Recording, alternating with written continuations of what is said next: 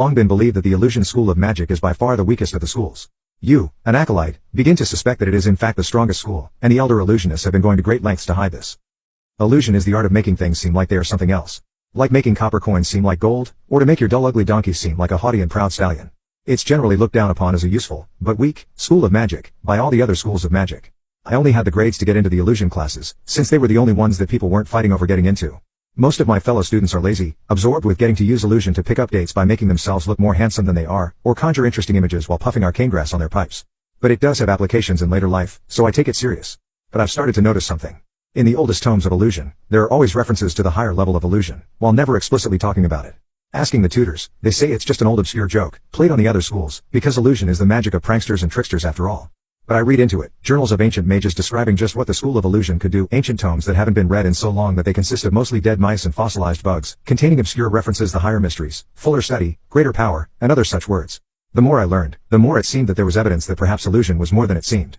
I couldn't find the direct proof, but I had gathered up enough of an outline of the proof, the real illusion powers, that I could see it existed. Yet I didn't act like a dummy and come out to tell everyone this. If it was so secret, so hidden, then there had to be a reason why nobody was talking about this. The most likely thing is, that the eldest and most powerful illusionists had used their powers to trick all the other schools of magic into disregarding illusion beyond the basic stuff. So I had to find their spellbooks. Luckily for me, it was soon going to be a night of celebrations, where students and teachers would dance, sing, and party the night away. The illusion classes always parties the hardest. And the teachers and elders of our magical path always joins the festivities, and get extremely wasted. Then we usually prank the entirety of the Arcane Academy. But I was going to use it for something much more cunning, much more productive. And while the teachers and my fellow students were getting hammered on dwarven ale and elven wine, I delved into the inner sanctum. Every wing of the academy containing a specific school of wizardry has one, where only the highest and most powerful of our kind can have. I'm nothing more than a skilled acolyte, but I couldn't let this go.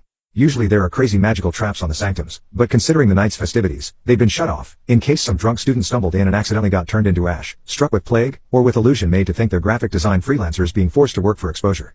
I walked deep into the sanctum, seeing many fascinating sights, forests made of light, animals made of shadow, alchemy-less fireworks, sounds that tasted of colors, and many marvels. But finally, I found what I was looking for. Inside a mighty chapel, dark and filled with illusion-based storms, there were 3 books.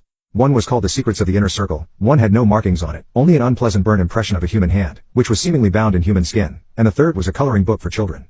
Remembering back to our lessons about hiding in plain sight, and how the best illusions trick not only the mind, but also the logic.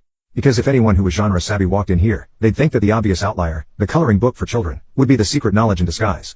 Then they'd take it and suddenly they'd experience the horrible feeling of hearing your spoiled daughter screech because you've gotten her the wrong color of horse for her sweet 16th birthday, and understanding in that moment that you have ruined your child and failed as a parent. I took the one that said what it was on the cover. Only an idiot picks up a book made of human skin. They tend to bite. And I left the sanctum, returning back to my dormitory room, to read. I was astonished. The final level of illusion is not to make illusions that both smell, feel, sound, and taste real. That is what we've been taught. The final level of illusion magic is to make the illusion real. And I suddenly understand exactly why the elder illusionists have kept this knowledge hidden. Anybody can learn illusion, as long as they have an active imagination. Imagine what would happen if this knowledge was in the hand of someone who could imagine himself the crowned emperor of the world, the people of the world bowing before him. Then it would only be a matter of having enough magical energy to make that dream come true. Then you'd rule the world. I test the spells, and to my utter shock create an apple from raw nothing. Which should not be possible.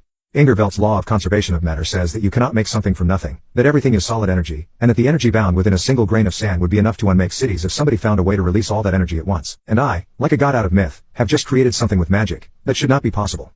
The illusion of an apple is easy, it's just light particles and waves acting in the way you want them to. But to solidify into matter? I read the book start to finish, and I rush down to the chapel to replace it. I am lucky. Nobody saw me. Nobody knows that I have the secret now. I imagine that if the elders knew, they could do things to me that not only shouldn't be possible, but probably completely isn't. Because the final level of illusion is breaking the laws of reality.